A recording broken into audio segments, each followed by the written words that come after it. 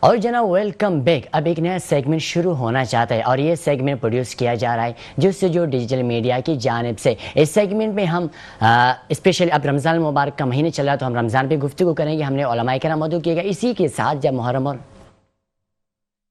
الحرام کا مہینہ ہو تو اس میں نعت خوانوں کو ہم ضرور مدعو کرتے ہیں. تو ہمارے ساتھ نعت خوان بھی تشریف فرمائیں اور نعت خوانوں کے ساتھ ہم ایجوکیشن بھی بات کریں گے. اور ایجوکیشن کے ساتھ ساتھ آج ہم نے ایک ٹیلنٹڈ اسٹوڈنٹ بھی بلایا ہے جیسے ابھی کچھ ہی دیر میں آپ کی ملاقات کراتے ہیں. بلا تاخیر میں اپنے آج کے تمام مہمانان گرامی کا والہانہ خیر مقدم کرتا ہوں. میرے سیدھے جانب تشریف فرمائیں راشد افریدی. آپ director of Hope English Language Centre, co founder of Caps Educational Society. اسی کے ساتھ ہمارے آج کے دوسرے گیسٹ ہیں ثنا خان رسول. آپ نے نعت خوانی میں اپنے لوہا منوایا ہے، میرا مطلب ہے حافظ فضل اللہ خان. السلام علیکم ورحمۃ اللہ وبرکاتہ. کیسے آپ خیریت سے؟ اسی کے ساتھ آج کے تیسرے گیسٹ ہیں مفتی فدا الہی عباسی. ان کو شاید آپ نے دیکھا ہوگا کہ ان کو ہم نے عید شو میں بلایا تھا اور آج بھی میں نے ان کو زحمت دی کہ آپ آ جائیں. محرم الحرام پہ ہم آپ سے تھوڑی سی گفتگو کرنا چاہتے ہیں تو انہوں نے ہمیں جوائن کیا. آپ director of education Fatima academy, deputy general secretary Pakistan نظریہ پارٹی کراچی ڈویژن، نائب ناظم اتحاد المدارس العربیہ پاکستان صوبہ سندھ. السلام علیکم ورحمۃ اللہ وبرکاتہ. اسی کے ساتھ ہمارے آج کے تیسرے گیسٹ ہیں جیسے میں نے کہا نا کہ ٹیلنٹڈ اسٹوڈنٹ ہے. ٹیلنٹڈ اسٹوڈنٹ اس لیے ہے کہ آپ معذور ہیں لیکن اس کے باوجود آپ کے بہت سے خواب ہیں. وہ کون سے خواب ہیں آج ہم ان سے جانیں گے. آپ کو پتہ چلے کہ ہمارے جوائن کیا ہے Abdul Majid, Pakistan independent living center کے آپ اسٹوڈنٹ ہیں. السلام علیکم ورحمۃ اللہ وبرکاتہ. کیسے ہیں آپ؟ خیریت سے؟ ماشاءاللہ، بہت شکریہ. بلا تاخیر ہم اس سیگمنٹ کا آغاز حمد باری تعالیٰ سے یا پھر نعت مقبول صلی اللہ علیہ وسلم کریں گے. آپ کو مائک تھما دیا گیا ہے. بلا تاخیر آپ ایک حمد باری تعالیٰ یا نعت کلام پیش کیجیے گا. نبی کا لب جو ذکر نبی کا لب پر جو ذکر ہے بے مثال آیا کمال آیا. نبی کا لب پر جو ذکر ہے بے مثال آیا کمال آیا. جو ہجر طیبہ میں یاد بن کر خیال آیا کمال آیا. تیری دعا کی بدولت عذاب رب سے بچے ہوئے ہیں. یہ کون سی دعا ہے؟ جب اسرائیل علیہ السلام آئے اور جبریل علیہ السلام بھی آئے اور کہنے لگے اجازت مانگ رہے ہیں اندر آنے کی. آپ نے فرمایا جاؤ پہلے پوچھ کر آؤ میرے بعد میرے امت کا کیا ہوگا. جبریل علیہ السلام کہنے لگے اللہ پاک آپ سے ملاقات کا شوق رکھتے ہیں. تو کہا کہ امت کا کیا ہوگا. تو جبریل علیہ السلام واپس گئے اور آئے اور کہنے لگے اللہ پاک فرما رہے ہیں میں آپ کی بات آپ کی امت کو تنہا نہیں چھوڑوں گا. اللہ اکبر. تو سماعت فرمائیے گا. تیری دعا کی بدولت عذاب رب سے بچے ہوئے ہیں. جو حق میں امت کا تیرے لب پر کمال آیا. تیری دعا ہی کی بدولت عذاب رب سے بچے ہوئے ہیں. جو حق میں امت کا تیرے لب پر سوال آیا کمال آیا. غرور حوروں کا توڑ ڈالا لگا کے ماتھے پہ دل خدا نے. غرور حوروں کا توڑ ڈالا لگا کے ماتھے پہ دل خدا نے. جو کالے رنگ کا غلام تیرا بلال آیا کمال آیا. مسکراتی صبح ود عبداللہ حسین. اور جناب ویلکم بیک. ایک چھوٹی سی بریک کا یہ فائدہ ہوا کہ ہمیں ایک نئے مہمان نے بھی جوائن کیا. آپ کو پتہ چلیں کہ ہمارے ساتھ تشریف فرمائے بخت خان. آپ صاحب زیادہ ویلفیئر سوسائٹی کے آنر ہیں اور اس وقت آپ ماشاءاللہ بہترین خدمات سر انجام دے رہے ہیں، اسپیشلی آپ غریب مسکینوں کے بھی کام کرتے رہتے ہیں، تو ہم ان کی طرف بھی آتے ہیں۔ السلام علیکم ورحمۃ اللہ وبرکاتہ۔ وعلیکم السلام۔ کیسے ہیں آپ؟ خیریت سے؟ بہت شکریہ کہ آپ اپنے ٹائم دیا اور بریک میں آپ پہنچ گئے۔ اسی کے ساتھ ہم محرم الحرام کا مہینے چل رہا ہے تو محرم پہ گفتگو کرنا چاہیں گے۔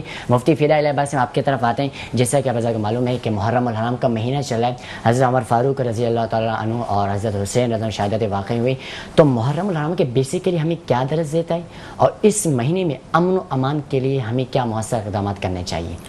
بسم اللہ الرحمن الرحیم۔ سب سے پہلے تو آپ کا بہت شکریہ دوبارہ وقت دینے کا۔ محرم الحرام کا مہینہ جو عشر فاروق حسین کے نام سے شروع کے یہ 10 دن جو منائے جاتے ہیں، حالانکہ محرم الحرام میں بہت سارے واقعات اسلامی تاریخ میں ہمیں دیکھنے کو ملتے ہیں، لیکن مشہور واقعات حضرت عمر فاروق رضی اللہ تعالیٰ عنہ اور حضرت حسین رضی اللہ تعالیٰ عنہ کی یوم شہادت ہے۔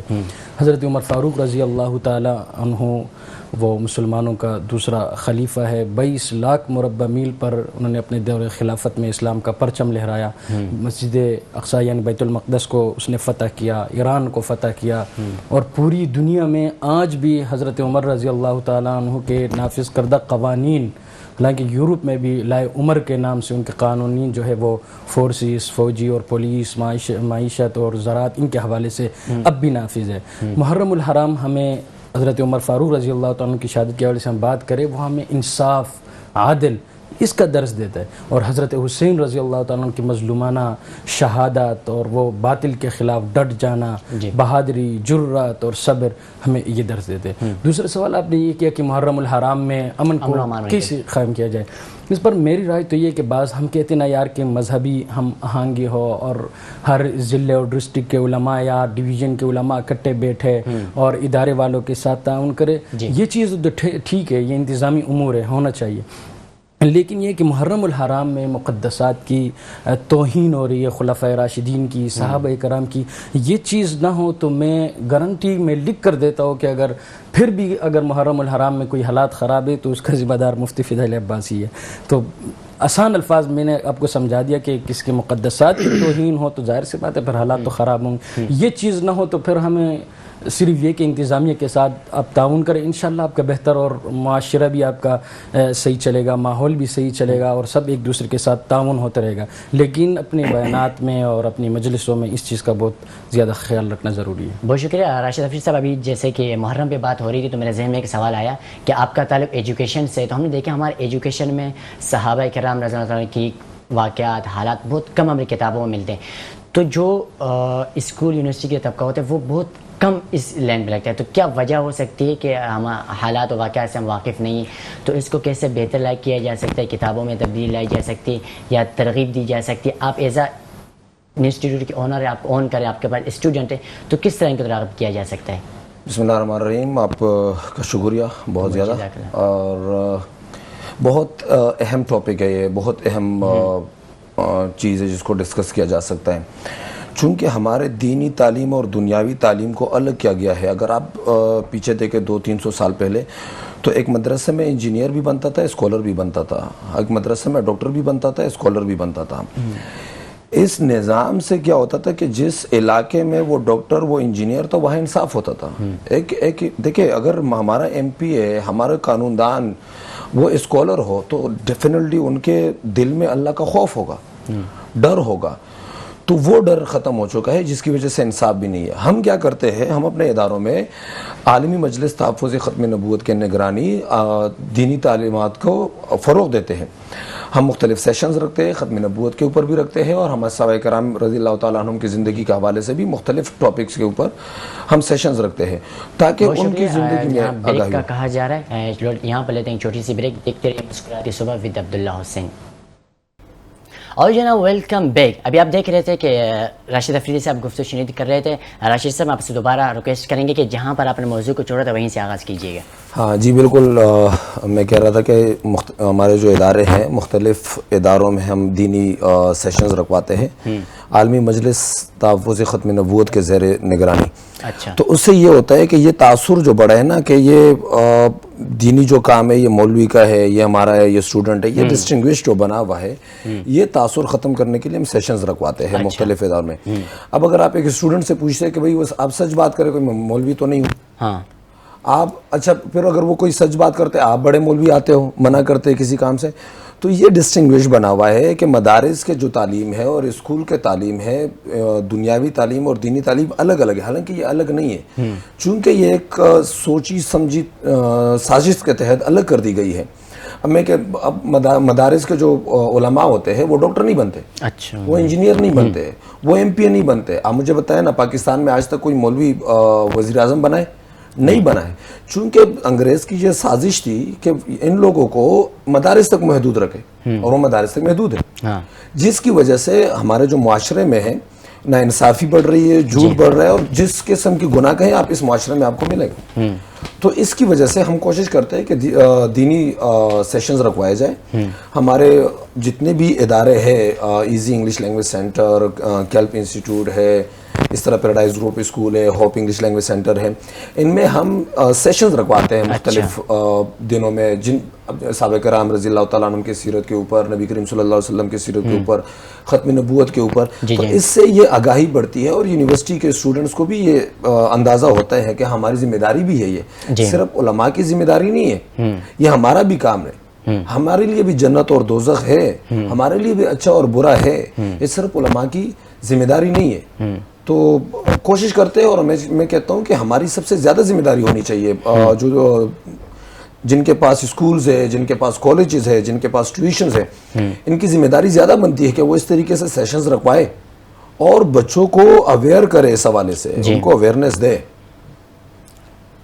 اچھا، ابھی آپ نے بات کری نا کہ مدارس کے جو اسٹوڈنٹس ہوتے ہیں وہ کوئی ڈاکٹر نہیں بنتا، کوئی پرائم منسٹر نہیں بنتا. تو دیکھیں ہر بندے کی اپنی رسپانسبلٹی ہوتی ہے. فار ایگزامپل ہم نے آج تک کسی یونیورسٹی سے، کسی اسکول سے یہ نہیں دیکھا ہے کہ بھائی فلانا وہاں سے عالم بنائے، فلانا وہاں سے مفتی بنائے. تو یہ مدارس کی رسپانسبلٹی نہیں ہے. مدارس کی رسپانسبلٹی ہے کہ علماء پر کام کرنا، صحابہ کرام رضی اللہ عنہم کی بات کرنا، وہ دین کی طرف آگے بڑھنا، نہ کہ اسکول. لیکن اب آ گئے، اب بہت سے دیکھیں نا اس لیول تک بھی آ گئے. ابھی مختلف مدارس میں جانا ہوتا ہے اکثر لینگویج کے لیے. تو انہوں نے لینگویج سیشنز رکھواتے ہیں، وہاں پر لینگویج پڑھائی جاتی ہے، وہاں پر مختلف کمپیوٹر کورس رکھوائے جاتے ہیں. میں یہی تو کہہ رہا ہوں کہ ہمیں یہاں پر الگ کر دیا گیا ہے، جی، جس کی وجہ سے معاشرے میں برائیاں بڑھ رہی ہیں. آپ مجھے بتائیے نا، ایک ڈاکٹر کو دینی اویئرنیس نہیں ہے، آگاہی نہیں ہے، وہ گناہ کو گناہ ہی نہیں سمجھتا. جی جی، تو پھر یہ برائیاں تو بڑھے گی. ہم یہی تو کہہ رہے ہیں. بہت شکریہ عبدالماجد صاحب. ہم آپ کی طرف آتے ہیں. بہت شکریہ، آپ نے بہت انتظار کیا. بتائیے گا کہ آپ جس ادارے میں زیر تعلیم ہیں اور آپ ڈسیبل بھی ہیں، اور وہاں پر میرے خیال میں جتنے بھی ہوں گے سارے ڈسیبل ان کو پڑھاتے رہتے ہیں. تو سب سے پہلے آپ اپنے اس ادارے کے حوالے سے بتائیے، ادارہ آپ کو کیا فیسلٹیز دے رہا ہے؟ آپ کو ویل چیئرز دے رہا ہے، آپ کو آنے جانے کے اخراجات دیتے ہیں، وہاں پر رہائش دے رہا ہے، کھانا پینا دے رہا ہے، کیا کیا فیسلٹیز جو آپ کو دیتا ہے پلیز وہ ہمیں بتائیے کہ ذرا. جی ہمارے ادارے کا نام ہے Pakistan independent living centre.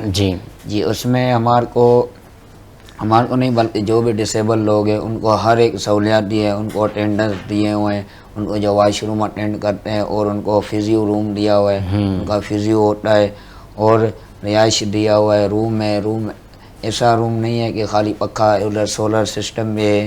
Lighting light نہیں ہوتا ہے تو سولر وغیرہ. اور منتھلی پاکٹ منی دیتے ہیں. اچھا جی 5,000 روپے پاکٹ منی دیتے ہیں. اسی حساب سے جو پرانے ہوتے ہیں اور کام بھی کراتے ہیں ان کے ساتھ، یعنی کپڑا دھونا، کھانا پکانا، اور ویل چیئر جو جیسے ڈسیبل ہیں ان کو اسی حساب سے ویل چیئر دیے جاتے ہیں. اور ان کو کمپیوٹر کے کلاس دیے جاتے ہیں، اور بھی بہت سارے کام کرتے ہیں. ہمارے ادارے کے ہیڈ آفس ہے جدھر میں اسٹڈی کرتا ہوں. یہ ہمارے ادارے کا جو ہیڈ ہے سر جاوید رئیس صاحب ہیں ان کا نام. انہوں نے اپنے 30 سال اسی کام میں اپنا عمر دیا ہے. اچھا، وہاں پر میں نے سنا ہے کہ جو ٹیچرز ہوتے ہیں جو آپ کو پڑھاتے ہیں وہ بھی ڈسیبل ہی ہوتے ہیں؟ جی بالکل، جو ٹیچرز ہیں وہ بھی ڈسیبل ہے، جو کام کرتے ہیں وہ بھی ڈسیبل. اور ہمارا جو ہیڈ ہے سر جاوید رئیس صاحب وہ خود بھی ڈسیبل ہیں. ان کا 17 سینٹر ہے اس پاکستان میں جو کام کر رہے ہیں مختلف شہروں میں. تو سارا ڈسیبل ہی اتنا بڑی ذمہ داری کیسے سنبھالتے ہیں؟ تو یہ بات ہے نا، دنیا میں ایسے بھی لوگ ہیں جو ٹھیک ٹھاک کام کرتے نہیں ہیں. اصل میں ڈسیبل وہی ہے. یہ ادارہ ہمارے کو ایسا دلچسپی دیا ہے تاکہ ہم اپنے کو ڈسیبل محسوس کرنے ہی نہیں دیتے. یقیناً بہترین بات کی. اچھا میری کوشش ہوتی ہے نا ہمیشہ اس سیگمنٹ میں ایسے لوگوں کو پروموٹ کروں جن کو بیسکلی پروموٹ کی ضرورت ہے. فار ایگزامپل اب یہ ڈسیبل ہیں لیکن ان کے خواب ہیں. آپ ان کے خواب دیکھ کے انشاءاللہ آپ ان سے گفتگو کریں گے, آپ حیران ہو جائیں. ان سے نا مجھے اور کسی کو موٹیویشن ملے یا نہ ملے تو مجھے پرسنلی ان سے بہت موٹیویشن ملتی ہے, اور میں کوشش کرتا ہوں کہ جن سے مجھے موٹیویشن ملتی ہے ان کے ان موٹیویشن کے لیے مزید میں ان کا اپنے پاس بلاؤں, ان سے بات چیت کروں تاکہ میں ان کی لائف کو جاننے کی کوشش کروں. اور اللہ تعالیٰ کا شکر ادا کرنا چاہیے. بہت سے ایسے لوگ ہوتے ہیں کہ کوئی کہتا ہم بیمار ہو گئے, کوئی کہتا ہمارے پاس پیسہ نہیں ہے, تو وہ ناشکر ہیں. آپ کا اللہ تعالیٰ نے ہاتھ دیے, پاؤں دیے, آنکھ دیے, کان دیے, سن سکتے ہو, تو اس کے علاوہ آپ کیا مانگتے ہو؟ میرے خیال میں سب سے یہی چیز ہے. آپ اگر جیسے انہوں نے بھی بات کی ڈسیبل وہ ہیں جن کو اللہ تعالیٰ نے ہاتھ پاؤں دیے لیکن اس کے باوجود وہ کچھ کر نہیں پاتے, تو یقیناً ان کی بات بہتر ہے کہ سب کچھ ہونے کے باوجود بھی آپ کچھ کر نہیں پا رہے. بہت شکریہ. ہم آپ کی طرف آئیں گے.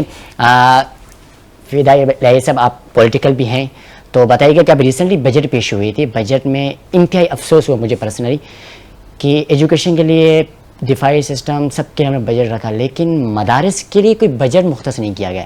کیا یہ ایجوکیشن ڈپارٹمنٹ نہیں, کیا یہ مدارس تعلیم میں نہیں آتے ہیں؟ آپ کیا کہیں گے ایز اے پولیٹیکل؟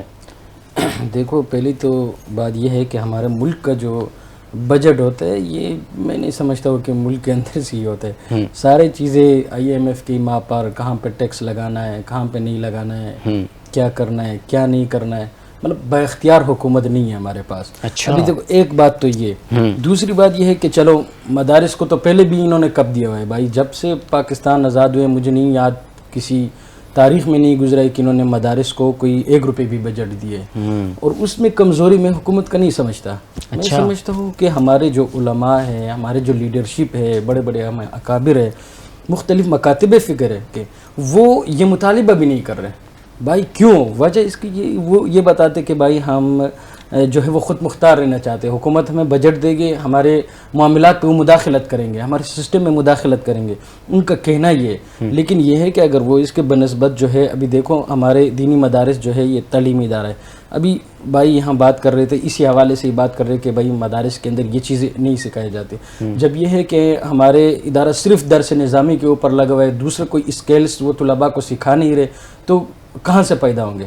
ابھی ہمارے سامنے جمیعت الرشید کا ادارہ ہے. گزشتہ دنوں بھی میں وہاں ایک پروگرام پہ گیا تھا. وہ مفتی محمد صاحب سے وہاں جب میری ملاقات ہوئی تو اس نے ہمیں یہ بتایا کہ بھائی ہمارے جو JTR میڈیا جو سب سے زیادہ کام کر رہے ہیں, دینی مدارس کا سب سے بڑا مضبوط نیٹ ورک ہے, وہاں کے ایڈیٹر, انکر, وہاں کے ڈیزائنر, یہ ڈسکس میں نے پچھلے پروگرام میں کرا تھا. ہاں تمام کے تمام افراد جو ہے وہ جمیعت الرشید کے فضلاء میں سے ہے. اور ابھی دیکھیں نا ان چیزوں کو ہمارے دوسرے مدارس ان کو بالکل ترجیح نہیں دیتے. ہم حکومت کو ٹیکس دے رہے ہیں, ہم نہیں دے رہے کیا؟ بجلی کا بل نہیں دے رہے, گیس کا بل نہیں دے رہے, ایک اساتذہ کی تنخواہ 15,000 ہوتے, 5,000 وہ حکومت کے ٹیکس میں جاتے. آپ کیوں نہیں لیتے ان سے؟ بھائی مدارس کے اس میں خصوصی طور پر بجٹ ہونا چاہیے. لیکن یہ ہماری کمزوری ہے, ہم چھوٹے, ہم مطالبہ کر رہے تو کہیں گے یار اس کی بات کی کیا حیثیت ہے, جو میں 4 دن ہوئے نہیں اور مطالبے کر رہے.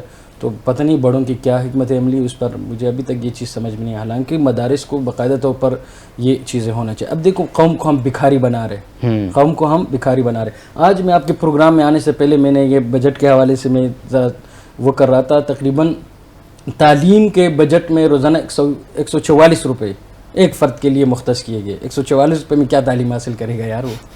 اور سارے پیسے انہوں نے لا کے لگائے ہوئے کہ بنظیر انکم سپورٹ پہ لوگوں کو بھکاری بنا رہے. 590 ارب روپے انہوں نے بنظیر انکم سپورٹ پہ لگائے, اور 100 ارب روپے تعلیم پہ لگائے ہوئے, اور 60 یا 17 ایسے کچھ انہوں نے صحت کے اوپر لگائے ہوئے. مطلب 112 روپے آپ کی صحت کا ایک بندے کا پڑتے ہیں, جس میں پیناڈول کو گولی کیوں کمزوری کیوں؟ ہماری اسمبلیاں دیکھیں وہاں پر علماء کہنا بیٹھا. اگر ہم بات کریں جمعیت علماء اسلام کے تو علماء کی جماعت ہے, تو کیوں اب تک ہمیں بجٹ نہیں مل رہی؟ وجہ کیا ہو سکتی ہے؟ ہم اگر SSP کی طرف جائیں تو ان کا بھی اہم کردار ہوتا ہے. بہت سے مذہبی جماعتیں ہیں جو کام کریں پولیٹیکل میں, لیکن اس کے باوجود حضرت مولانا فضل الرحمان صاحب کا شروع سے یہی موقف رہا ہے کہ بھائی ہم حکومت سے کسی قسم کا کوئی امداد نہیں لیں گے. ابھی ریسنٹلی جو بورڈ یہاں پہ منظور ہوئے 2021 میں 10 بورڈ اور منظور ہوئے, یہ آ گیا DGRE کے ماتحت, ڈائریکٹوریٹ جنرل برائے مذہبی تعلیم کے ماتحت. یہ 10 بورڈ وزیر تعلیم کے ساتھ رجسٹرڈ ہے. اچھا. اور پھر ان دنوں جب قومی اسمبلی میں بل آیا کہ بھائی یہ ہم دینی مدارس کو وزیر تعلیم کے ماتحت نہیں رہنا چاہتے. ہم وزیر صنعت و تجارت کی اس پہ رجسٹرڈ کرائیں گے اور ہم ان کے ماتحت ہی رہیں گے.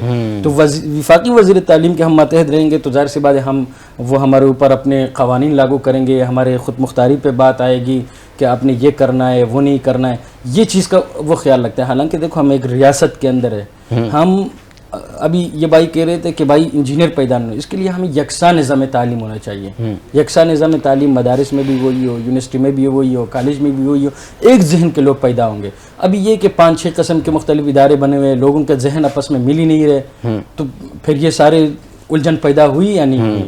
اب یہ ہے کہ یہ بورڈ ہمارے وفاقی وزیر تعلیم کے ماتحت ہے 10 بورڈ اور 5 بورڈ جا کے وزیر صنعت و تجارت. اب ان کا آپس میں ہی جب اتفاق نہیں, اتحاد نہیں ہے, تو آپ ممکن ہی نہیں نا, مجھے نہیں لگتا کہ آپ کچھ لے سکیں گے پھر حکومت سے. اچھا, ابھی آپ نے بھی بات کی کیا نام ہے ڈاکٹرز کی, اور راشد افریدی صاحب نے بھی بات کی ڈاکٹر کی. تو ایک چیز میں یہاں پر ضرور مینشن کروں گا کہ یہ سوالات بہت زیادہ اٹھتے ہیں اور اکثر ہم ڈبیٹ جب دیکھتے رہتے ہیں تو یہ سوال اٹھایا جاتا ہے. تو آج ایک سوال میرا بھی ہے ان سے, جو یہ کہتے ہیں کہ مدارس سے ڈاکٹرز نہیں نکلتے, لیکن میں یہ سوال کروں گا کہ یونیورسٹیوں سے مدارس کے طلباء جاتے ہیں وہاں ڈگری حاصل کریں, لیکن مجھے آپ آج تک ایک بھی یونیورسٹی کا اسٹوڈنٹ دکھائیں کہ جنہوں نے مدرسے کی ڈگری لی ہو, جو عالم بنا ہو مدرسے بیسک, اس کا تعلق کسی یونیورسٹی سے ہو, کسی اسکول سے ہو, لیکن وہ باوجود اپنا ٹائم دے کر ایجوکیشن حاصل کر رہا ہے, یعنی کہ مدرسے کی. آج تک مجھے ایک بھی کوئی ایسے دکھائے, جو جرمانہ بولتے ہو مجھے قبول, لیکن کوئی ایک بندہ مجھے یہ چیز دکھا کے لائے کہ آپ ڈاکٹر پیدا نہیں کریں, ڈاکٹر ان کا کام ہے, لیکن آپ ہمیں کوئی عالم بنا کے بھی دیں, کیونکہ ہم مسلمان ہیں. آج اگر ہمیں 2 لفظ کس کو انگلش آتی ہے تو ہم اس کو ایک بڑا سمجھتے ہیں کہ بھائی اس کو انگلش آ رہی ہے اور یہ بڑا ہو گیا, لیکن ہمیں قرآن پڑھنا نہیں آتا. بیسیکلی ہم مسلمان ہیں, مسلمان سب سے پہلے فرض ہے نماز, 5 وقت ہم فرض ہے نماز, ہمیں کیا پڑھیں گے؟ قرآن پڑھیں گے. ہمیں قرآن پڑھنا نہیں آتا. جب قرآن ہم غلط پڑھیں تو ہم جھجک جاتے ہیں. اگر ایک لفظ انگلش کا ہم غلط بول دیں تو لوگ اس پر ہنسی, اس پر مذاق اڑاتے ہیں. تو یہ انتہائی میں کیا افسوسناک المیہ ہے ہمارے پاکستان کا. اگر ہم, یہ مسلم ملک ہے, تو اس کو میں چاہتا ہوں کہ اگر کوئی ایسے بیہودہ سوالات کر رہے ہیں تو ان سے گزارش ہے کہ اس طرح کے سوالات آپ کسی کو کر کے آپ کسی کو دکھ نہ پہنچائیں. راشد افریدی صاحب, ہم آپ کی طرف آتے ہیں. جیسے آپ نے انگلش کی بات کی, بہت سے انسٹیٹیوٹ میں نے دیکھے ہیں وہاں پر اشتہار لگائے رہتے ہیں کہ 3 مہینوں میں انگلش سیکھ جاؤ گے. تو یہ 3 مہینے والا ایکچولی یہ ہوتا کہ واقعی اس طرح کوئی 3 مہینے میں انگلش سیکھ پاتا ہے, یا پھر یہ ویسے اشتہارات چلتے ہیں؟ اصل میں 3 مہینہ آپ نے ایک لقمہ دے دیا, سویٹ دے دیا کہ بھئی آپ آئے, ان ہو جائے. اب کسی کی بھی آپ دیکھیں نا, کوئی آپ کی اپنی لینگویج نہیں ہے, آپ کے گھر میں نہیں بولی جاتی, آپ کے پاس ماحول ہی نہیں ہے, انوائرمنٹ ہی نہیں ہے, آپ 3 مہینے میں نہیں سیکھ پاتے. آپ ہیلو ہائی کر سکتے ہیں, آپ ایڈجسٹ کرتے ہیں, کسی سچویشن میں ایڈجسٹ کر سکتے ہیں. 3 مہینے میں انتہائی مشکل ہو جاتی ہے یہ چیزیں, مطلب یہ آسان بات نہیں ہے. یہ ان لوگوں کے لیے ہوتا ہے جن کے گھر میں لینگویج بولی جاتی ہو, انگلش بولی جاتی ہو. اب میں اگر اپنے علاقے کی بات کروں, بلدیہ ٹاؤن کی, وہاں اب 3 مہینے کے آپ 6 مہینے میں سے کریں. اچھا, کچھ لوگ ایسے ہوتے ہیں جو کہ گھر میں ان کا ماحول بنا ہوا ہوتا ہے, وہ 3 مہینے میں بولنا شروع کر دیتے ہیں. لیکن لینگویج ایک وسیع ہے, انگلش لینگویج وسیع ہے, بہت زیادہ وسیع ہے. آپ عبور نہیں حاصل کر سکتے 3 مہینے, آپ ہیلو ہائی کر سکتے ہیں, یس اوکے. اچھا, انگلش کی کیا اہمیت ہے اس وقت اگر ہم دیکھیں؟ بہت لوگ سیکھ رہے ہوتے ہیں, اس کی امپورٹنس پہ بتائیے کہ جو لوگ انگلش سے اب تک دور ہیں تو ان کی امپورٹنس بتائیں, تاکہ جو دور ہے وہ اس کی طرف آ جائیں. کیا اہمیت ہے؟ اصل میں آج کل آپ کی جو تعلیم ہے, جتنا بھی جو ایجوکیشن ہے آپ کے یونیورسٹیز کے, اسکولز کے, یہ انگلش لینگویج کے بغیر انکمپلیٹ ہے. اچھا, آپ کو انگلش نہیں آتی, آپ ایجوکیشن حاصل کر رہے ہو, آپ کو بہت زیادہ اسٹرگل کرنی پڑے گی, بہت ڈیفیکلٹیز کا سامنا کرنا پڑے گا. آج کل آپ کے شاپ کیپر بھی انگلش میں بات کرتے ہیں, ہر جگہ ہے, آپ ہر جگہ ہے. تو آپ اس سے چھٹکارا نہیں پا سکتے ہو کہ بجائے آپ اس کو حق کرے, سیکھے. تو ہمارے پٹانے میں ایک محاورہ ہے, کہتے ہیں جس بلا سے جان نہیں چھوٹتی اس کو گلے لگاؤ. تو اس سے آپ کی جان نہیں چھوٹے گی. اسٹوڈنٹس کے لیے بہت زیادہ ضروری ہے لینگویج کے اوپر عبور حاصل کرنا. آن لائن بزنس ہے کہ دنیا چینج ہو رہی ہے, نظام چینج ہو رہا ہے, پورے دنیا کا سسٹم چینج ہو رہا ہے. آن لائن بزنس کی طرف آپ آگے بڑھ رہے. پہلے ہم شروع کرتے تھے, اپنے چھوٹے چھوٹے گیراج وغیرہ ہوتے تھے, گاڑیاں ہوتی تھی, کنڈکٹری ہوتی تھی. آج آپ پورے دنیا سے بزنس شروع کرتے, دنیا کے ساتھ شروع کر سکتے ہیں. لیکن اس کے لیے کمیونیکیشن ضروری ہے, اور کمیونیکیشن آپ کے لیے ایک لینگویج, انگلش لینگویج کا جو نظام ہے یا فیسلٹی یا آپ کو ایک ڈور پرووائڈ کرتا ہے, تو وہ انگلش لینگویج ہی ہے. بہت شکریہ. یہاں پر لیتے ہیں ایک چھوٹی سی بریک, دیکھتے رہیے مسکراتے صبح ود عبداللہ حسین. اور جناب ویلکم بیک. ابھی ہم گفتگو شنید کر رہے تھے انگلش پر راشد افریدی صاحب اہم گفتگو کر رہے تھے. یقیناً جنہوں نے ایسی گفتگو کو سنا ہے تو اس پر عمل بھی کیجیے گا. ہم حافظ صاحب آپ کی طرف آتے ہیں. ہم نے آپ شاء اللہ پہلے آپ سے ایک کلام سنا, یقیناً انجوائے کیا اور مزہ آ گیا, تو اس طرح کے ایک اور کلام بھی ہمیں سنائیے گا, آپ کی مہربانی ہوگی. کاش میں یار فلسطین کا باسی ہوتا, ورنہ اس شہر مقدس کی میں مٹی ہوتا, یا تو میں مسجد اقصی کا مینارہ ہوتا, یا اسی پیار سے مسجد کی میں جالی ہوتا, یا تو میں قبلہ اول کا احاطہ ہوتا, یا میں پھر اس میں بنی ایک اٹاری ہوتا, یا ہوئی بارش ہوتا, یا اسی شہر کے دریا کا میں پانی ہوتا, یا تو میں روضہ اقدس کا محافظ ہوتا, یا فلسطین کی سرحد کا میں غازی ہوتا, یا فلسطین کا میں زین شرابی ہوتا, یا فلسطین کے میں خانے کا ساقی بہت خوب ماشاءاللہ, بہت خوب. کاش میں یار فلسطین کا باسی ہوتا, ورنہ اس شہر مقدس کی میں مٹی ہوتا. بہت شکریہ ماشاءاللہ, بہت ہی خوبصورت انداز میں آپ نے کلام پیش فرما رہے تھے. عبدالماجد صاحب, ہم دوبارہ آپ کی طرف آئیں گے. بتائیے گا کہ آپ اس ڈسیبل ہیں, وہاں سے دور آپ یہاں پر چل کے بھی آئیں, اور ہم نے دیکھا ہے آپ بہت جگہوں پہ جاتے بھی ہیں, تو آپ کے کیا خواب ہیں, کیا کرنا چاہتے ہیں آپ؟ ہونا تو چاہیے تھا آپ گھر میں بیٹھیں, گھر والے آپ کی خدمت کریں گے, لیکن اس کے باوجود آپ پڑھ رہے ہیں. آپ کے خواب کیا ہیں, کیا کرنا چاہتے ہیں ان فیوچر؟ جی میرا فیوچر یہی ہے کہ میں بزنس مین بنوں. اچھا جی بزنس مین بننے کے ساتھ میں ایسا ہی ادارہ اپنے علاقے میں قائم کروں, اور ایسا ہی سہولیات ڈسیبل لوگوں کو دوں, تاکہ جو گھروں سے نکل نہیں سکتے ان کو تعلیم دیں, ان کو رہائش دیں, ان کو ایسے ہی ٹیلنٹ کام دیں. میں گھر میں بیٹھ سکتا تھا, لیکن پہلی بات تو فیملی کا ہے. فیملی مجھے ایسا سپورٹ دیا ہے, جدھر بھی جاؤں میرے کو سب سے آگے کہتے ہیں. میرے حوصلے ایسے بلند کیے ہیں ابھی, تاکہ کوئی بھی ہو فیملی میں کوئی مجھے کچھ نہیں کہتا, تاکہ مجھے بولتے ہیں آپ صحیح لوگ ہو, آپ ڈسیبل نہیں ہو. الحمدللہ علاقے میں سارے جانتے ہیں ہمارے کو, اور ہمارے اخلاق کی وجہ سے, ہمارے کردار کی وجہ سے. بہت شکریہ. اچھا میں آڈینس کو ایک چیز بتانا چلوں کہ جیسے ابھی یہ جس ادارے کا اسٹوڈنٹ ہے, پاکستان انڈیپینڈنٹ لیونگ سینٹر ان کا نام ہے, تو جو لوگ جہاں سے بھی اس ویڈیو کو دیکھ رہے ہیں, میں ان سے مؤدبانہ گزارش کروں گا, کیونکہ ہم نے ان کی کہانی سنی کہ وہاں پر ان کے اونر, ان کے ٹیچرز, پورا عملہ ڈسیبل ہے, لیکن اس کے باوجود وہ پورے اس کو سنبھال رہے ہیں. 17 برانچز ہے, بہت بڑی برانچز, جہاں سے دیکھ رہے ہیں آپ اس کو ڈونیشن کرنا چاہتے ہیں, ان کو آپ سپورٹ کرنا چاہتے ہیں, تو ضرور آپ ان سے کنٹیکٹ کر کے ان کو سپورٹ کیے جائے گا. مفتی فدا صاحب, ہم دوبارہ آپ کی طرف آئیں گے. آپ پاکستان نظریہ پارٹی کے بھی ممبر ہیں, تو بتائیے گا کہ آئے روز کراچی میں ڈکیتیاں ہو رہی ہیں, تو پاکستان نظریہ پارٹی اس کے جرائم میں کیا مؤثر فارمولہ لائی ہے اور کیا اس کے لیے عملی اقدام کر رہی ہے؟ دیکھیں میں اس کا ایک مختصر آپ کو ایک سولوشن, اس کا حل میں بتا دیتا ہوں, وہ بھی مثال کی صورت میں, ضرور. اس میں لمبی بات کرنے کی کیا ضرورت ہے.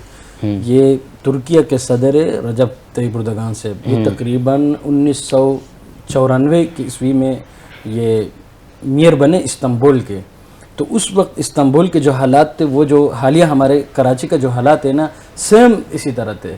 وہی منشیات, وہی بے حیائی اور وہی ڈکیتی, چوری, واردات, یہ چیزیں سب استنبول میں ہو رہے تھے. تو اس نے کیا کیا, اس نے سب سے پہلے تمام آفیسران کو جمع کیا, خصوصاً ہر علاقے اور ہر تھانے کے ایس ایچ او کو, کہ بھائی دیکھو ہماری یہ جو واردات جتنے بھی ہوتے ہیں نا, یہ ظاہر سی بات ہے بڑوں کے اس میں جب تک ہاتھوں کس مجال کیا ہے کہ بھائی وہ روڈ پہ نکلے اور کسی سے جو ہے وہ موبائل وغیرہ چھینے. سارے آفیسران کو جمع کیا ایس ایچ او سمیت, انہوں نے کہا کہ بھائی جس تھانے کے حدود میں ڈکیتی ہو, چوری ہو, اسی ایس ایچ او کو اسی دن معطل کر دیا جائے گا. اچھا ٹھیک ہے. پھر اس نے 3-4 ایس ایچ او کو معطل کر دیا تو پورے علاقے میں ڈکیتی ختم ہو گئی. تو خلاصہ یہ ہے کہ بھائی جب تک اس میں بڑوں کا ہاتھ نہیں ہوتا نا تو کوئی چیز بھی نہیں ہوتا. تو انہوں نے 3-4 کو معطل کر دی, تو ملازمت بچانے کے لیے انہوں نے سب کو بند کر دیا. اچھا فدا صاحب, اب ہم چند شخصیات کے نام لیتے ہیں. ان شخصیات کے صرف اور صرف یوں سمجھیں آپ کے پاس 20 سیکنڈ یا 10 سیکنڈ ہوں گے, ان کو آپ نے ایک لائن میں ان کی تعریف کرنی ہے, تنقید کرنی, جو بھی ایک لائن سے زیادہ نہیں ہونا چاہیے. سب سے پہلے ہم نام لیتے ہیں عمران خان. کیا پیغام, کیا میسج دینا چاہیں گے؟ عوامی لیڈر. عوامی لیڈر. اسی کے ساتھ ہمارے دوسرے پرائم منسٹر نواز شریف صاحب. نواز شریف صاحب نو کمنٹ اس کے. نو کمنٹ. اوکے, مولانا فضل الرحمان صاحب. ایک جید عالم دین اور ایک ممتاز شخصیت. علی امین گنڈا پور. جذباتی سیاستدان. جذباتی سیاستدان. اوکے, اسی کے ساتھ آخری ہے جنرل عاصم منیر صاحب. محافظ وطن, محافظ اسلام. محافظ وطن, محافظ اسلام. اچھا, آپ آخر میں 1 منٹ کا آپ کے پاس ٹائم ہے, آپ کیا پیغام دینا چاہیں گے جو لوگ دیکھ رہے ہیں؟ کیمرہ آپ کے سامنے, پیغام دیں. میں جی, میرا یہی پیغام ہے کہ آپ جو بھی لوگ ہیں آپ آئیں, ہمارے سینٹر کا وزٹ کریں, اور آپ بھی اپنے گھروں سے نکلیں, اور ڈسیبل جو بھی لوگ ہیں ان کے طرف ان کے گھروں میں جائیں, ان کو باہر نکالیں, ان کو تعلیم دیں, ہمارے ساتھ آپ ٹیم ہمارا جوائن کریں تو یہ بہتر ہوگا. اچھا راشد افریدی صاحب, ہم دوبارہ آپ کی طرف آتے ہیں. ہم نے سنا ہے اور دیکھا بھی ہے کہ آپ کے انسٹیٹیوٹ میں مدارس کا رجحان زیادہ ہوتا ہے, تو مدارس میں بہت سے ایسے لوگ ہوتے ہیں جو فیس افورڈ نہیں کر پاتے ہیں. آپ کا انسٹیٹیوٹ ان کے لیے کیا کر رہا ہے؟ ہاں, اسپیشلی وہ اسٹوڈنٹس, مدارس کے 2 قسم کے اسٹوڈنٹس ہوتے ہیں. ایک تو وہ جو یہاں کی رہائشی ہوتے ہیں, ان کے گھر وغیرہ ہوتے ہیں. دوسرے وہ جو اپنا ملک چھوڑ کر یا اپنا صوبہ چھوڑ کر یہاں آ کے رہائش پذیر ہو جاتے ہیں مدارس میں. تو ان مدارس کے اسٹوڈنٹس کے لیے یہ ہے کہ ہم ان کی جو فیس ہے وہ 50% آف کرتے ہیں. نیکسٹ, ان کے اوپر کوئی زبردستی نہیں ہوتی, آپ فیس پے کریں نہ کریں, ان کو کوئی اناؤنسمنٹ نہیں ہوتی, نہ ان سے کہا جاتا ہے کہ آپ پے کریں. یہ ہمارے تمام اداروں میں یہی طریقہ کار ہے. ہم آپس میں ایون ڈسکس کرتے ہیں ان چیزوں کو کہ مدارس کے بچوں کو گلٹی فیل نہیں ہونا چاہیے اس حوالے سے. تو کوشش ہماری یہی ہوتی ہے, اور انہی کے دعاؤں سے ہم چلتے ہیں شاید. جی جی. اور مدارس کے اسٹوڈنٹ نے آپ کو بتایا کہ ان کا تعلق دین سے ہوتا ہے, اور کو ایجوکیشن تو بہت کم ایسے ہیں جو پسند کرتے ہیں. تو اب لینگویج سینٹر کی بات کی جائے تو وہ تو کو ایجوکیشن ہی ہوتا ہے. تو اس کے لیے آپ مدارس کے اسٹوڈنٹ کو کیا فیسلٹیز دیتے ہیں؟ دیکھیں, مدارس کے اسٹوڈنٹس کو آج کل کو میں ان ہونا پڑتا ہے. کیوں؟ وہ اس طرح کہ اگر وہ ان نہ ہو تو معاشرہ ان سے دور جائے گا نا, ان سے کترائے گا.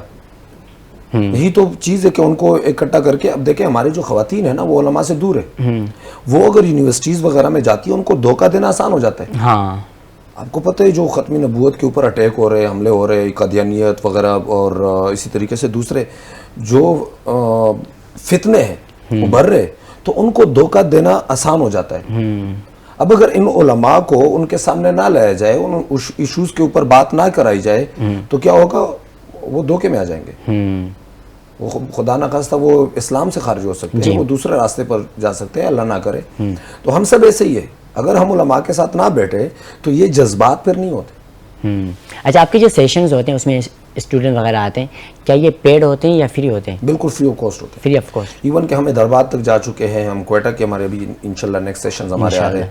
اور ان ہمارے جو اپنے ایکسپیرینس ہے, اپنی اسپیشلٹیز ہیں, لینگویج کے communication skills, public speaking, vocabulary وغیرہ, گرامر, اس کے علاوہ ہماری جو ٹیم ہے عالمی مجلس تحفظ ختم نبوت, ان کے ممبر ہمارے ساتھ جاتے ہیں. اچھا. تو ہمارے اگر دنیاوی سیشنز ہو رہے ہیں تو ہمارے سے اتنا ہی ٹائم ختم نبوت کے سیشن کو بھی دیا جا رہا ہے, اتنا ہی ٹائم دینی تعلیمات کو بھی دیا جا رہا ہے. اسی سیشن میں ہم وہ بھی الحمدللہ کرواتے ہیں, اور یہ اپنے جیب سے کرواتے ہیں. اچھا ماشاءاللہ. اچھا ہمارے پاس وقت کم ہے, آپ کیا پیغام دینا چاہتے ہیں لوگوں کو؟ پیغام یہی ہے کہ دنیاوی چیزوں کے پیچھے ہم بھاگتے رہے, ٹھیک ہے, سو کہ فائن, زندگی گزارنی ہے ہمیں, منع نہیں ہے, لیکن ساتھ ساتھ ایسے لوگوں کے ساتھ بیٹھا جائے کہ وہ ہماری اصلاح کرے, ان گناہوں سے بچے جو ہمیں دور لے کر جاتے ہیں اسلام سے. اچھا ہمارے پاس 2 منٹ باقی ہیں, 2 منٹ میں آپ کوئی خوبصورت سے اگر آپ کے پاس کلام سنانا چاہتے ہیں تو سنائیے گا. سنانا چاہتے ہیں آپ؟ سنائیں گے تو آپ کی مہربانی. حضرت عمر کے پیار کا رستہ, مائک لے لیجئے گا پلیز.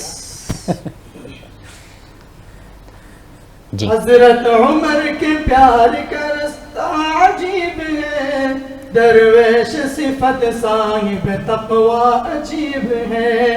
حضرت عمر کی بات پہ ممنوع ہوئی شراب, فکر عمر سے آیت پردہ عجیب ہے. چھپتے ہوئے ہجرت کی مکہ سے نکلے, لیکن عمر کا رخصت مکہ عجیب ہے. مانا سقا میں والد اسماء کا مرتبہ, لیکن فہم میں والد حفصہ عجیب ہے.